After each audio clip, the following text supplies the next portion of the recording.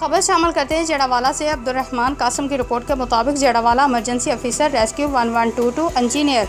एहतिशाम वाला की हदायत पर जेड़ावाला में रेस्क्यू 1122 के इंचार्ज राना इमरान और असिस्टेंट डायरेक्टर ज़राअत की क़यादत में डेंगू से बचाव के हवाले से आगाही वॉक और सेमिनार का इनेकाद किया गया, जिसमें दीगर महकमों के अलावा स्कूल के तलबा की कसीर तादाद ने शिरकत की। आगाही वॉक के दौरान डेंगू मच्छर से बचाव के हवाले से लोगों में पम्फलेट भी तकसीम किए गए। इस मौके पर in charge rescue centre Rana Imran ने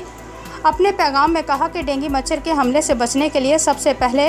ज़रूरी है कि इसकी अफजाइश नस्ल को रोका जाए, इसलिए घरों में सफाई सुथराई का खास ख्याल रखें, घर की खिड़कियों और दरवाज़ों को बंद रखें, घरों में इस्तेमाल होने वाली टैंकियों को अच्छी तरह साफ़ किया जाए और इस बात का ख्याल रखा जाए कि वो पानी स्टोर करने वाले बर्तन सुबह शाम साफ़ किए जाएँ। इसके अलावा गमलों में पानी जमा ना होने दें और पौधों पर मच्छर मार अद्वियात का स्प्रे करते रहें।